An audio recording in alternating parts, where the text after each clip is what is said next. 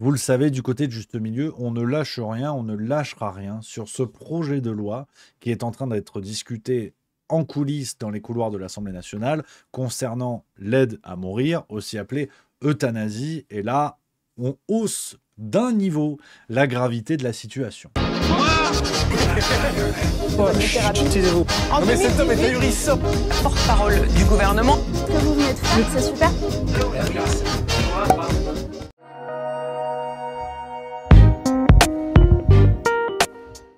Alors, je vais tout vous expliquer, les copains.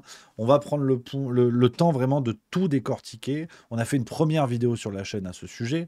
Je vais en faire une deuxième où je vais décortiquer avec vous aujourd'hui le texte en tant que tel, l'évolution des discussions, ce qui s'est dit en coulisses véritablement, parce que tout est noté. Hein.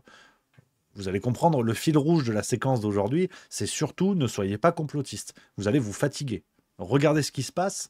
Tout est sous nos yeux. Ils ne s'emmerdent même plus. Et ce qui se passe est bien pire, bien pire, bien pire que l'ingénierie sociale du Covid-19. Et je pèse mes mots, c'est ce que je vais vous démontrer aujourd'hui, avec en plus voilà, un petit saupoudrage de franc-maçonnerie, voilà, qui fait plaisir. On va tout remettre dans l'ordre, les copains.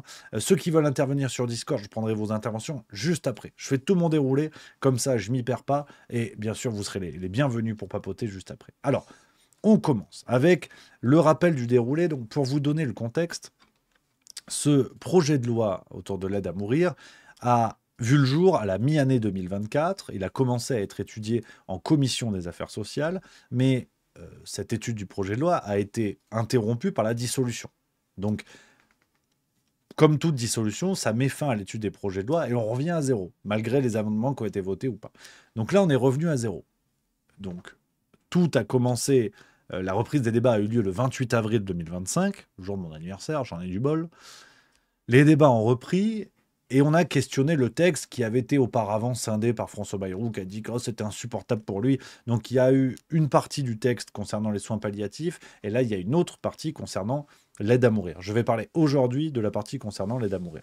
Autre rappel, très important, je ne questionne pas l'euthanasie en tant que telle. Je l'avais déjà dit dans la précédente vidéo, je le redis souvent, mais c'est très important parce que je vois des gens qui n'ont pas encore compris ma démarche. Le rapport à l'euthanasie est un choix individuel. C'est une question sociétale. Vous avez vos idées, j'ai les miennes, chacun a son rapport à la chose, et c'est très bien comme ça. Et je ne juge absolument pas. Je ne cherche pas à vous faire voter pour ou contre l'euthanasie. C'est pas ça.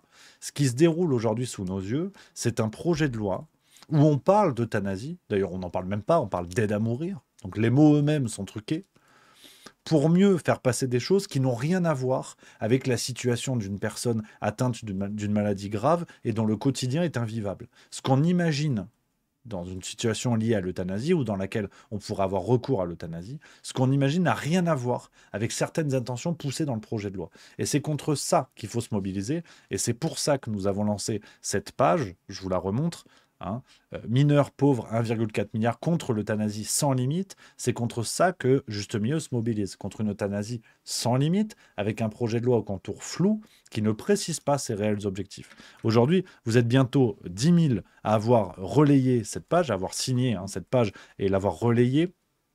C'est évidemment trop peu. C'est évidemment trop peu. De par ce que je vais vous dire. Sachez également, vous pouvez l'enregistrer si vous voulez dans vos favoris, la page. Elle sera mise à jour. D'ici demain ou après-demain, je vais me pencher dessus pour mettre à jour toutes les informations importantes pour comprendre ce qui se dit en coulisses du côté de l'Assemblée nationale. Donc je compte sur vous pour relayer et venir la consulter de temps à autre pour voir ce qui se prépare en coulisses. Alors, on revient à la chronologie. 28 avril, je vous ai expliqué. Déjà, dès le début, un terme a été changé dans le texte de loi. Il y a eu une formulation qui parlait d'un recours possible à l'euthanasie lorsqu'était engagé un pronostic vital à court ou moyen terme. Sachez que nos députés sont allés débattre, par exemple, sur la notion de court ou moyen terme, qui a été modifiée. Ils parlent désormais de phase avancée ou terminale, pour vous dire ce sur quoi nos députés jouent actuellement. On parle de l'euthanasie de vous, votre famille, vos amis, des gens que vous connaissez. Ils en sont à jouer sur des termes, avec l'objectif d'aller chercher des termes le plus flous possible pour que personne ne comprenne que dalle. C'est-à-dire que phase avancée ou terminale, rien que ça, Phase avancée, c'est quoi? Ça n'est pas défini dans le projet de loi. Mais vous inquiétez pas, j'y vais crescendo, vous connaissez la maison, ça c'est rien encore. 30 avril, nos députés ont examiné les articles 6 à 13 du projet de loi. Donc, je vais vous montrer certains documents. Le projet de loi, vous pouvez le consulter, hein, évidemment, vous pouvez regarder sur Internet, il est tout à fait disponible. Dans ces articles 6 à 13, nos députés ont ont amendé, ont voté un amendement concernant la création d'un délit d'entrave à l'aide à mourir. Donc c'est là où on commence gentiment à rentrer dans le grand n'importe quoi. Donc je vais vous montrer un morceau, parce que vous savez, toutes les discussions entre nos parlementaires sont rédigées. Vous avez des comptes rendus. Quand vous allez sur les sites officiels, c'est ce que je me suis amusé à lire, si vous voulez.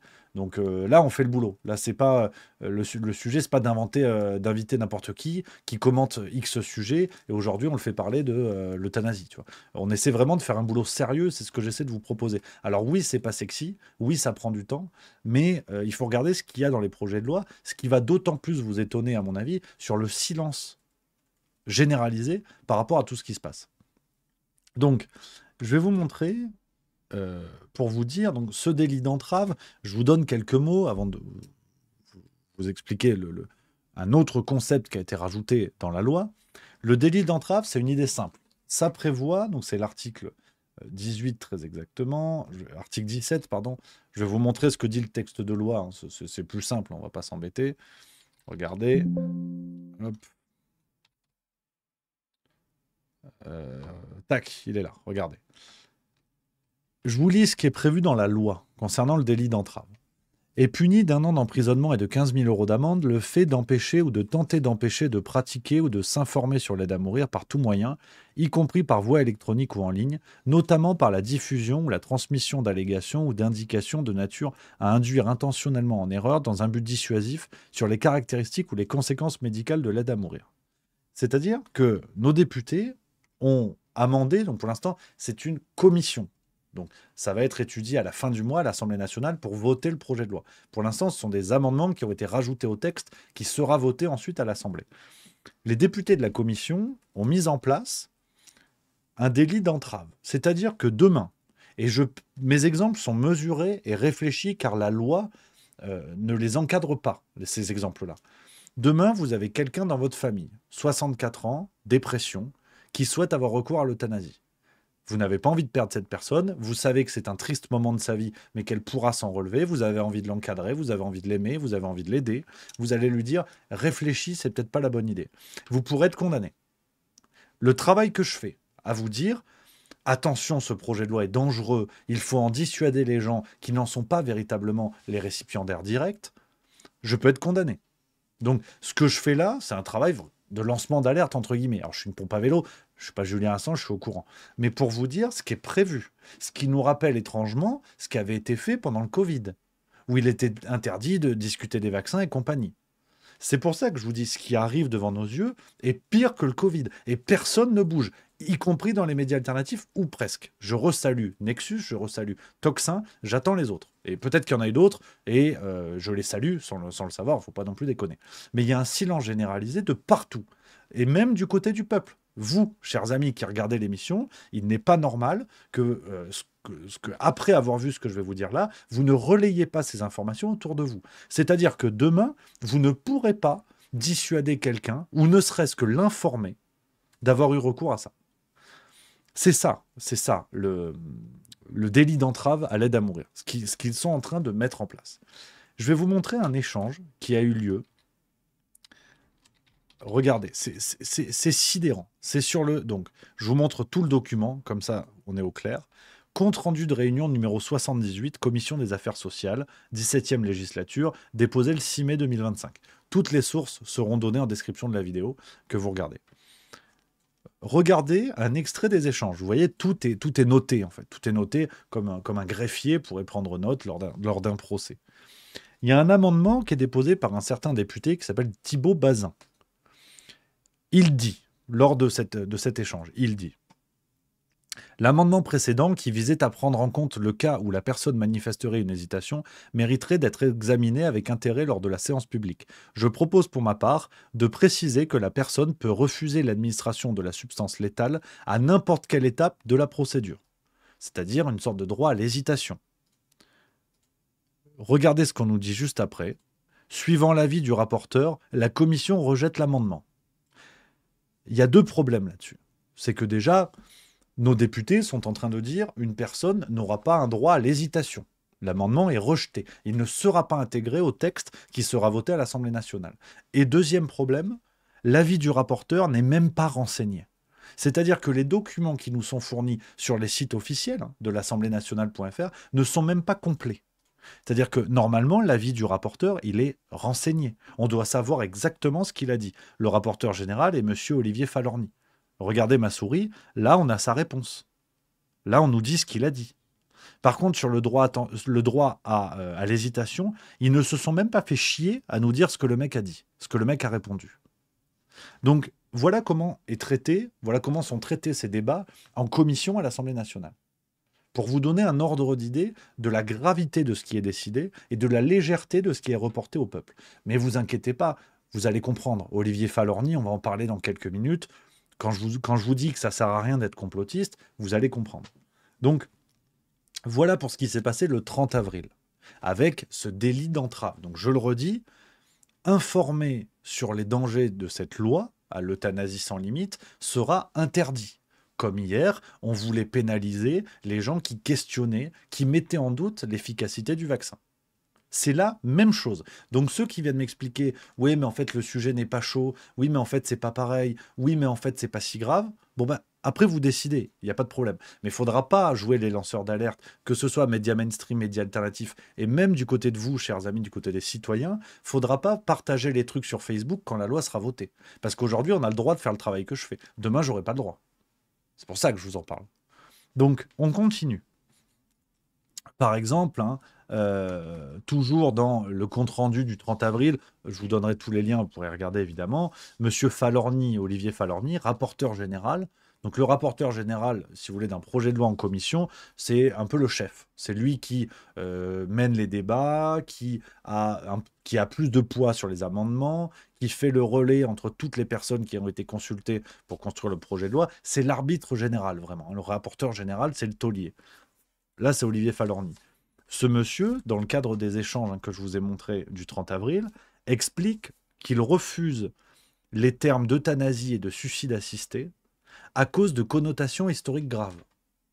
C'est-à-dire, ouvertement, on manipule les mots. Et ils vous le disent, là encore, soyez pas complotistes. Ça s'appelle une euthanasie. Sauf qu'on vous dit aide à mourir. Parce qu'en fait, connotation négative historique. Donc, il ne faut pas l'appeler comme ça. Donc, ils manipulent les mots et ils vous le disent. Là encore, ne soyez pas... je vous l'ai dit, ne soyez pas complotistes. Ça sert à rien. Vous allez vous fatiguer. Il n'y a pas besoin. Il n'y a pas besoin. On continue. On arrive au 2 mai. Au 2 mai, le texte est voté en commission. Il est accepté. 28 voix pour, 15 contre, une abstention.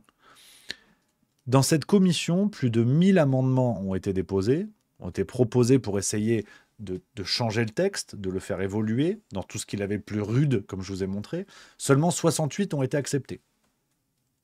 Pourquoi pas ? Le rendez-vous à l'Assemblée nationale pour la suite des débats est pris pour le 12 mai et le vote aura lieu le 29 mai. Donc je pouvais vous dire qu'on n'a pas fini d'en parler pendant plus d'un mois et tous ceux qui m'expliquent que c'est pas le sujet, c'est pas ça qui fait du buzz, j'en ai rien à branler. Qu'on soit bien d'accord, que ce soit réglé.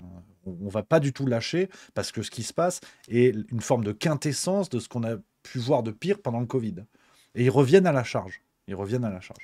Alors revenons sur ce délit d'entrave. Je vous ai expliqué tout à l'heure de quoi il en ressortait. On est sur une censure et un délit d'opinion clair, assez clair, sans aucune limitation. C'est-à-dire que l'amendement, enfin le projet de loi actuel ne précise même pas de qui on parle. Est-ce qu'on parle des gens du corps médical, par exemple ? Est-ce qu'on parle de n'importe quel citoyen ? Une fois de plus, les lois sont très souples, peu encadrées.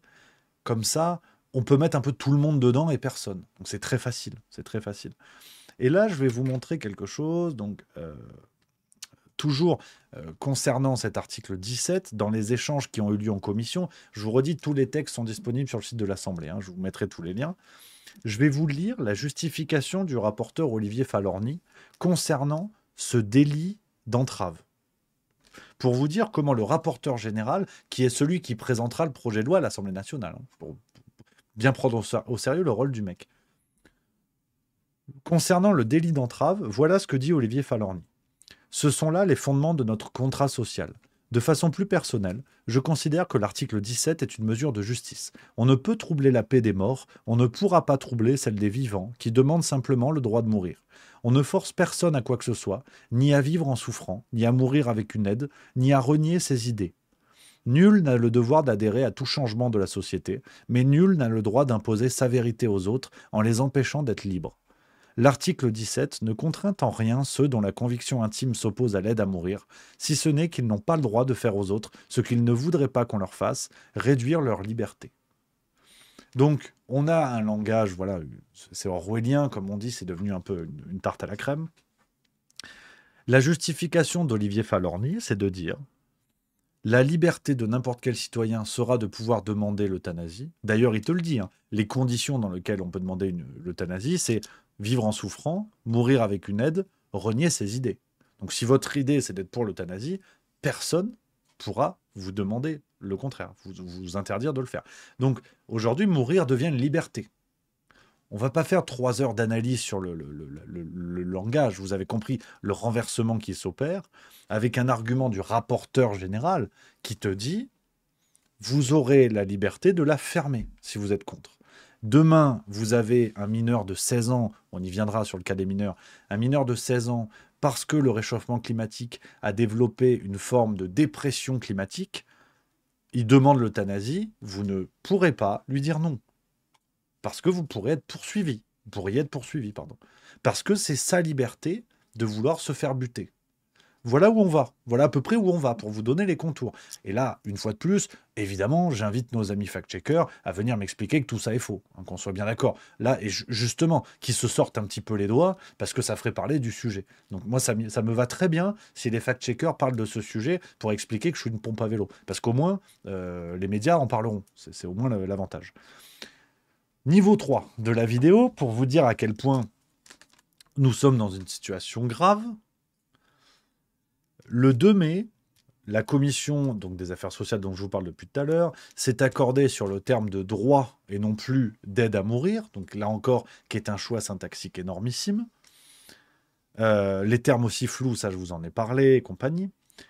Et il y a un monsieur qui est monté au créneau qui s'appelle Philippe Juvin, professeur Philippe Juvin. On en parlait tout à l'heure. Alors, Philippe Juvin est un monsieur qui, pendant le Covid, a fait partie de ceux qui n'étaient pas franchement dans mon équipe, qui n'étaient pas franchement dans notre équipe, on ne va pas se mentir, plutôt pro-vaccin, plutôt pour les mesures, mais comme quoi, parfois, il ne faut pas mélanger les combats, il ne faut pas tout mélanger, et en l'occurrence, c'est plus le même sujet.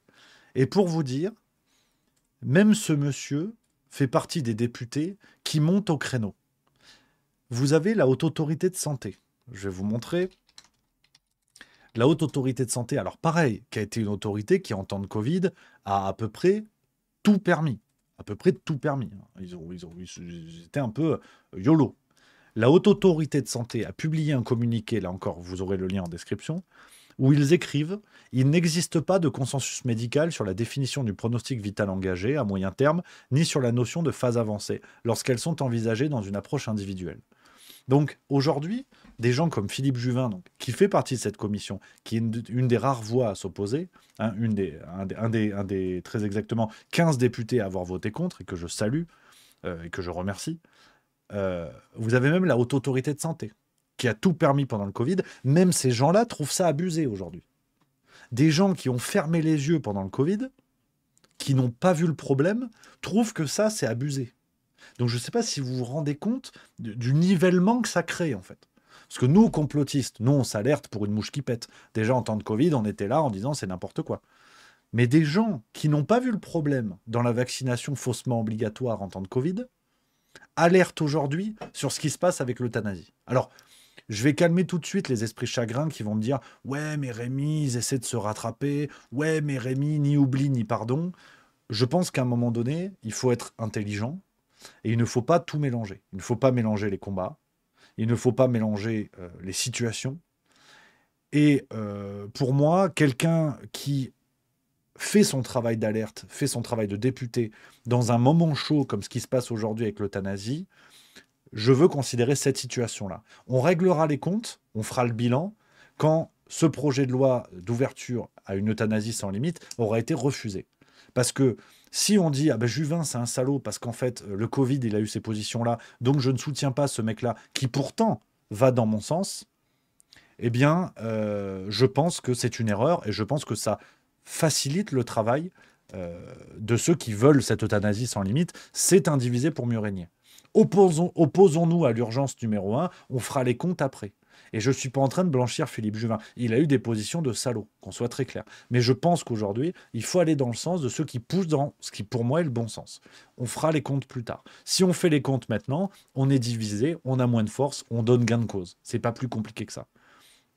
Et si demain, Philippe Juvin retourne Kazakh parce que finalement c'était un leurre, c'était un piège ou je ne sais quoi, vous saurez où me trouver pour dire que c'est une pompe à vélo, évidemment. Pour l'instant, non. Pour l'instant, non. Donc, même la HAS qui a validé les pires des choses pendant le Covid, eh ben, je vous tiens le même raisonnement. Là, ils font leur boulot. Et je pense qu'il ne faut pas diviser le peu de force que l'on a. Donc, parce que je pense que vous avez mesuré la gravité de ce que je vous dis aussi. On ne parle pas d'un sujet secondaire ou tertiaire, soit d'accord. Philippe Juvin a fait une tribune dans le Figaro là, ces derniers jours, et il y a eu un article également pour vous dire à quel point que même ceux qui n'ont rien dit pendant le Covid montent au créneau. Vous avez eu cet article dans le Figaro que je vais vous montrer, qui dévoile d'autres zones d'ombre. Même certains médias font le taf. Le Figaro qui a fait un article qui alerte, tu vois. Je vous donne quelques extraits, je les ai mis en jaune, pour vous, là encore, vous faire prendre conscience de la gravité de ce qui se passe. Parmi les amendements qui ont été rajoutés au texte, ni vu ni connu. Ainsi, les amendements visant à solliciter l'avis du psychologue clinicien ou du psychiatre avant de donner un feu vert à une euthanasie ou à exclure les demandes d'aide à mourir fondées sur les souffrances psychiques ont été rejetés. C'est-à-dire que quelqu'un qui dit souffrir de souffrances psychiques, il n'y a même pas besoin de solliciter l'avis d'un psychologue ou d'un psychiatre pour une souffrance psychique. Là, ça ouvre le cadre beaucoup plus largement qu'une maladie incurable. D'ailleurs, tout comme les demandes d'évaluer le risque d'abus de faiblesse des patients. Ça aussi, c'est un amendement qui a été rejeté. Ce que nous dit Philippe Juvin, pour vous dire où on en est dans la loi telle qu'elle est proposée aujourd'hui, vous souffrez d'une maladie à un stade avancé, comme beaucoup de gens qui ont des insuffisances cardiaques, des diabètes, etc., vous serez éligible, a alerté Philippe Juvin, par ailleurs professeur de médecine. La loi est tellement floue, tellement mal branlée, que quelqu'un qui a un diabète avancé, à un stade avancé, peut demander l'euthanasie. Pour bien comprendre que le cadre n'existe pas, en fait. Que le cadre est en tout cas très très large. Donc ça, c'est ce qu'on a pu avoir dans le Figaro. Alors, on continue à monter d'un cran dans la gravité. Mouillez-vous la nuque. On va être pas mal. Alors, vous le savez, on en a déjà parlé dans la précédente vidéo. L'euthanasie, les francs-maçons sont bien présents dans le cadre de ce projet de loi. Je vous avais parlé de cet article du Journal du Dimanche qui évoquait l'engagement de, très exactement ce monsieur, Guillaume Trichard, grand maître du Grand Orient de France, pour l'euthanasie des mineurs. Donc ça, c'était un article du Journal du Dimanche du 7 mai 2024, au moment où la première salve de débat allait ouvrir, on va dire. Mais j'ai découvert beaucoup mieux. Sinon, c'est pas marrant, je vais pas radoter. Tout le monde a autre chose à faire. Pourquoi je vous parle de ça ? Parce que, comme je vous l'ai dit tout à l'heure, ne soyez pas complotistes, vous allez vous fatiguer. Ça sert à rien. Lisez les journaux, je vous donne toutes les sources de ce que je regarde, de ce que je vous dis, et ça ne sont que des sources officielles, de médias mainstream ou sur des sites du gouvernement. Ça, vous l'avez vu comme moi. On va remonter un petit peu le dossier pour vous dire à quel point la franc-maçonnerie est aux manettes, mais de manière... ostensible, je veux dire, à ciel ouvert. Il n'y a pas de masque, rien n'est caché. Vraiment, pendant le Covid, ils se faisaient chier à cacher des trucs. Rien n'est caché actuellement. Vous l'avez vu, Emmanuel Macron est allé rencontrer la Grande Loge, enfin la franc-maçonnerie du côté de la Grande Loge à Paris. C'était le 5 mai très exactement. On a eu droit à cette séquence, à cette déclaration, par exemple, là encore, on parlait de renversement tout à l'heure, de renversement des valeurs. On nous explique que critiquer la franc-maçonnerie, c'est se rapprocher des méthodes de Vichy. C'est ce qu'il nous a dit. Alors, tendez bien l'oreille parce que, attendez, je vais voir si je peux trouver une autre qualité d'image, parce que j'ai trouvé des extraits sur BFM TV et le son est dégueulasse. Alors, je ne sais pas pourquoi. Je vais essayer de voir si je peux vous trouver autre chose.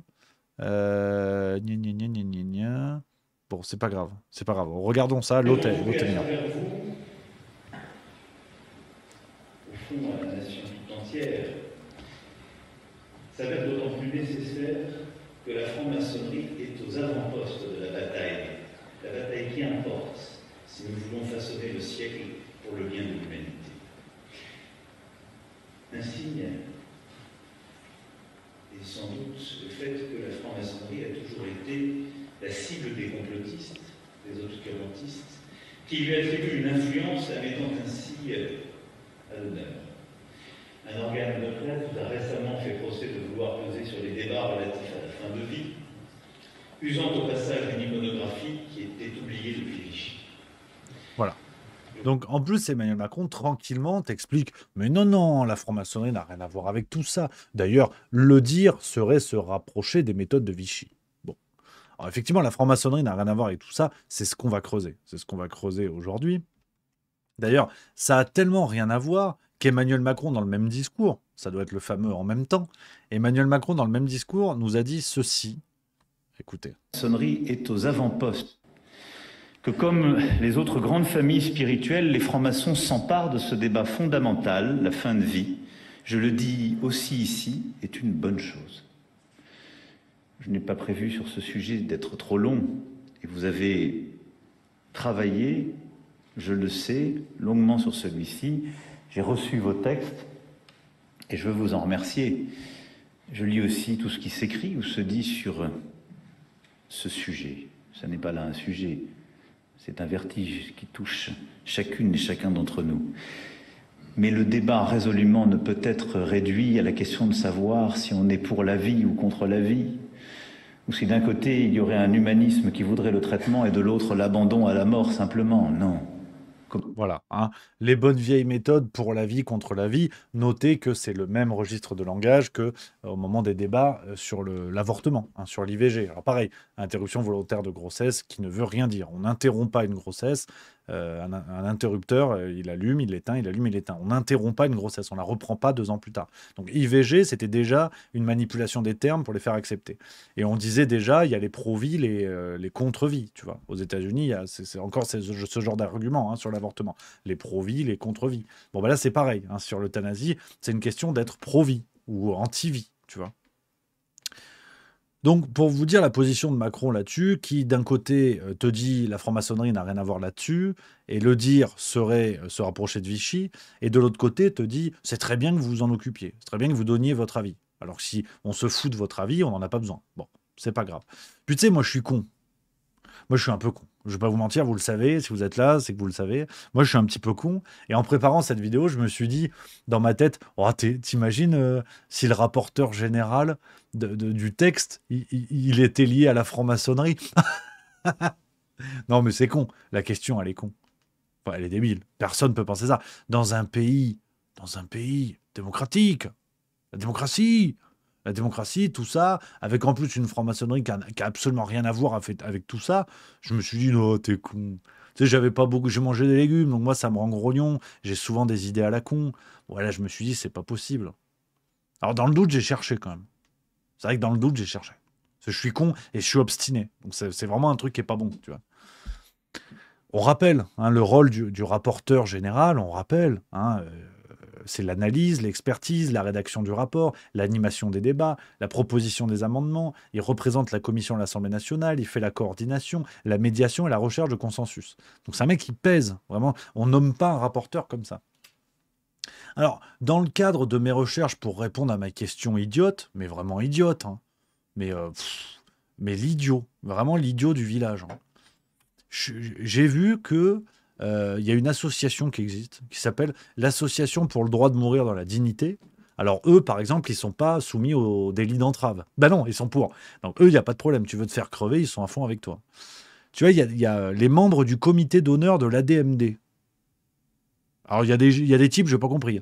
Hugo Frey, Nathalie Baye, François de Closet, André Comte-Sponville, Bertrand Delanoë, Raphaël Enthoven, Olivier Falorni. Oh non!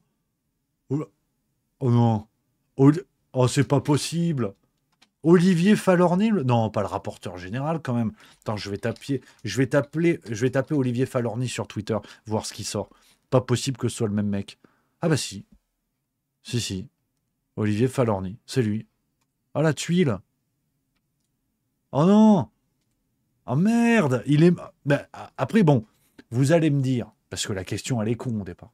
Vous allez me dire, oui, mais Rémi, ton association à la con, bon, ok, ils ont un comité d'honneur super sympa, mais quel est le rapport avec la franc-maçonnerie? Oui, c'est vrai ça. C'est une bonne question. C'est vrai, c'est là où je me suis dit, t'es con, c'est une association, il n'y a pas de lien avec la franc-maçonnerie. Et comme il y a des associations de pétanque, de handball. Moi, je faisais partie d'une association sportive qui faisait du handball. Ils n'étaient pas liés à la franc-maçonnerie, hein. Alors, sur le terrain, on était des maçons, hein, ça c'est vrai, on avait des mains pleines de pouces, mais on n'était pas liés à la franc-maçonnerie. Alors, la DMD, est-ce qu'elle est. Alors, j'ai cherché, tu vois, je me suis dit, elle est con la question. J'ai trouvé un article du Journal du Dimanche, du 15 avril 2025, qui nous dit « Depuis près d'un demi-siècle, l'Association pour le droit de mourir dans la dignité, historiquement liée à la franc-maçonnerie, mène un méthodique travail militant pour obtenir la légalisation de l'euthanasie. » Ah, c'est pas de bol. Ah merde. Et je l'avais pas vu venir, ça, là. Je vais pas vous mentir, je l'avais pas vu venir. Merde. Ah là, c'est la tuile. Parce que d'une question con et assurément complotiste, j'en suis arrivé à constater, preuve à l'appui, que le rapporteur général pour une euthanasie sans limite est membre d'honneur d'une association, je cite le JDD, historiquement liée à la franc-maçonnerie. Donc c'est historique en plus, hein. Donc ça date, tu vois, peut-être que Brigitte Macron, elle avait que 60 ans à l'époque, hein. Donc ça fait longtemps, hein. Ça fait très longtemps, hein. Putain... Mais ça, c'est des méthodes de Vichy. C'est là où je suis baisé. Parce que moi, je fais juste mon travail de répondre à des questions cons. Je vous l'ai dit qu'elle était con, la question. Et en fait, de dire ça, c'est Vichy. Ça se rapproche des méthodes de Vichy. Parce que c'est vrai que Vichy, alors ils étaient antisémites, ça c'est sûr et certain. Ils n'étaient pas gentils, ça c'est sûr. Mais ils étaient aussi anti-francs-maçons. Et c'est ça qui me rapproche de Vichy, que j'avais pas vu venir. Parce que moi, au départ, je fais un travail de citoyen, de dire, tiens, quand même, on est dans une démocratie éclairée et éclairante, le rapporteur du projet de loi euthanasie, ça va quand même pas être un franc-maçon qui, eux, sont pro-euthanasie. Si. Après, c'est le hasard, hein. Moi, c'est là où mon complotisme s'arrête. Me lier avec Vichy, bon, j'adore les bonbons. Sur le côté confiserie, j'ai pas de problème. Sur le reste, bon, là, faut pas déconner. Mais après, voilà, j'en sais pas plus, hein. C'est le hasard. Là, après, c'est le hasard. Non, mais c'est pas de bol. Je veux dire, ils auraient pu prendre Sandrine Rousseau. Elle est liée à rien, Sandrine Rousseau. Elle est même pas liée à ses neurones. Donc, bon. Et là, ils ont pris Olivier Falorni. Bon, bah voilà, hein. Non, mais c'est pas de bol. C'est pas de bol. Alors, c'est vrai que j'ai creusé un petit peu encore. Parce que je me suis dit, tant pis, de toute façon, c'est bon, c'est trop tard. T'es complotiste, Rémi. Donc, je vais aller regarder la page Wikipédia de la DMD. Alors, on va me dire, Wikipédia, attention, c'est de la merde et tout. Je me suis dit, bon, au point où on en est, on est déjà dans la merde. Donc, de toute façon, on verra pas la différence. L'association a été fondée en 1980 par Pierre Simon, médecin, et l'écrivain Michel Lilanda. Alors là, je me suis dit, là, Rémi, tu passes une drôle de journée. J'ai eu la chiasse pendant 2 jours. Et là, qu'est-ce qui se passe? Je tire la ficelle et je trouve des trucs de dingue. Parce que le problème de Pierre Simon, bon, ça reste entre nous. Le problème de Pierre Simon, c'est que j'en ai parlé dans une vidéo de la boîte noire il y a 2-3 mois. Par le plus grand des hasards, ce monsieur Pierre Simon était l'ancien grand maître de la Grande Loge de France, très exactement entre 1969 et 1971, puis entre 1973 et 1975. Et on lui doit également l'invention du planning familial. Ouais, ouais, et c'est notamment, ce fut l'un des promoteurs de la contraception en France. Donc, qui est, si vous voulez, à l'origine de l'agenda franc-maçon depuis des décennies, hein. Et c'est lui qui a créé la DMD. Putain! Ah non, mais pourtant, je suis allé au casino. J'en ai mis des pièces dans la machine, mais je gagnais pas à ce point. Là, je mets une pièce, je gagne. Alors, sur Pierre Simon, les amis, la vidéo, l'enquête que j'ai faite dure 25-30 minutes. C'est une vidéo pour la boîte noire. On va être très clair. Je ne peux pas tout redire ici, parce que ce serait une perte de temps. Et puis, il y a peut-être des choses qui sont peut-être encore un peu plus border que ce que je viens de vous dire. Donc, on va pas... Tu vois, déjà, je pousse un peu le curseur. Hein. Ce que je vous dis là, je crois que vous l'avez pas trop entendu ailleurs. Mais faut, voilà, si on tient à la chaîne, faut pas déconner non plus. Donc, ce qu'on va faire, vous connaissez la guinguette, je vais vous l'envoyer gratos, la vidéo. Comme ça, c'est réglé. Et puis, je peux enchaîner parce que sinon, ça dure 3 heures. Donc, je vous envoie un lien. Si vous voulez savoir qui est Pierre Simon, vous découvrir l'enquête que j'ai faite pour la boîte noire là-dessus, je vous l'envoie gratuitement. Comme ça, vous avez tout le truc en entier et on est clair. On est clair, vous avez toutes les infos. Je le dis pas là, mais je veux quand même vous donner accès pour pas mettre un faux suspense et vous dire, voilà, on vous file ça gratos. Comme ça, il y a un truc complet. Si vous regardez la vidéo sur YouTube, le lien est en description. Voilà. Donc au moins, vous savez qui est le bonhomme, et qui est le bonhomme qui est à l'origine de la DMD, dont Olivier Falorni est membre d'honneur. Voilà, comme ça, vous avez une filiation assez sympatoche. Donc on résume la situation, les amis. On arrive bientôt à la fin. Le projet de loi de l'euthanasie, avec toutes les largesses évoquées précédemment, dans des conditions de débat assez scandaleuses, disons-le, va être étudié à la fin du mois à l'Assemblée nationale. Aujourd'hui, vous avez le rapporteur de ce projet de loi, qui est intimement lié à une association franc-maçonne qui milite ouvertement pour ce projet de loi d'euthanasie sans limite. C'est un comportement de dictature bananière, de république bananière. On va être très clair. C'est-à-dire que demain, sur la question des hydrocarbures, si vous avez quelqu'un qui est actionnaire majoritaire de Total, c'est un scandale. Donc c'est la même chose. Bien évidemment que nos représentants, nos parlementaires, nos élus ont le droit d'avoir leurs opinions, bien évidemment. Mais là, on est dans une situation de conflit d'intérêts scandaleuse. Évidemment scandaleuse. Ils auraient pu choisir n'importe qui. Il y a 577 députés en France. Ça tombe bien, ils ont pris celui-là. Donc, c'est évidemment scandaleux ce qui est en train de se passer. C'est évidemment scandaleux. Maintenant, la situation, elle est assez claire, les amis. Il faut se battre maintenant. C'est-à-dire que tous ceux qui disent oui, mais Rémi, on va pas changer les choses et tout ça, oui, mais au moins on se sera battu. Vous connaissez ma posture là-dessus. Je vais pas vous faire un discours de Didier Deschamps pendant des heures. Moi, j'en ai plein le cul, pour être très franc avec vous, de tous les gens de la communauté juste milieu qui regardent, mais qui baissent les bras sans avoir rien fait. Qui disent oui, mais bon, c'est pas nous qui allons changer les choses. Eh bien, au moins, vous aurez fait quelque chose. Et vous pourrez vous regarder dans une glace. Parce que le travail que je fais là devant vous aujourd'hui, il sera interdit quand ce projet de loi sera passé. Je pourrais être condamné pour ça. Ce sera un délit d'entrave. Parce que mon travail a clairement pour but d'alerter contre cette euthanasie sans limite qui ouvrira les portes de la mort à des gens qui, avec du temps, de la réflexion, de l'amour et de l'encadrement, auraient peut-être pu changer d'avis. Et je parle bien de gens qui ne sont pas dans des situations justement de pronostic vital engagé à très court terme et dont la vie a été rendue impossible à cause d'une maladie. Je parle de gens mineurs, je parle de gens pauvres, je vous renvoie vers ma précédente vidéo où l'euthanasie économique n'est plus un tabou. Ça a été le cas en Belgique, qui a 10 ans d'avance sur la loi que nous proposons actuellement en France. En Belgique, un couple d'octogénaires a eu recours à l'euthanasie car ils ne pouvaient pas payer leur maison de retraite. Donc si demain, ce sont vos grands-parents, ce sont vos enfants, c'est quelqu'un de votre famille, de vos amis, soyez conscients que vous pourrez vous dire déjà, je n'ai rien fait dans la capacité que j'avais, c'est-à-dire au moins d'alerter, de faire passer l'information. C'est ça que j'attends de vous, les amis. C'est que tout le monde partage le lien de cette page où nous allons faire le boulot, de vous mettre toutes les infos, de faire tout ce qu'il faut. Nous allons tout faire pour alerter, et c'est ça le plus important. Je le redis, que ce projet de loi soit étudié à l'Assemblée nationale, évidemment, mais pas par quelqu'un qui a un tel conflit d'intérêts et d'une manière aussi fermée, aussi dissimulée. À la limite, qu'on fasse un référendum. Bayrou et Macron veulent faire des référendums. Faisons un référendum sur cette question-là. Et on va voir que le peuple soit questionné sur ce qui le concerne directement. Quand bien même pour faire des économies. Parce qu'il y a déjà eu une étude qui estime qu'on peut faire 1,4 milliard d'économies par an en ouvrant plus largement l'euthanasie. Donc tout ça est bien réfléchi. J'aimerais bien être complotiste. Mais qu'on vienne m'expliquer avec tout ce que je vous ai dit, qu'on vienne m'expliquer que ce sont des conneries. Donc, je veux juste vous poser la question, les amis, avec cet élément qui est de dire partager, relayer, alerter.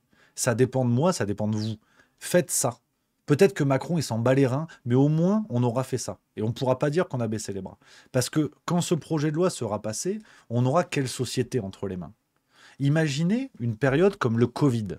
On a eu le Covid-19. Admettons, on a le Covid-25. Avec cette euthanasie possible en réanimation. C'est-à-dire quelqu'un qui se dit « je vais pas très bien, je me sens pas très bien », je sens que en plus il y a une pression de l'État parce que je prends un lit, parce qu'il faut libérer les lits, parce que les soignants sont débordés et compagnie.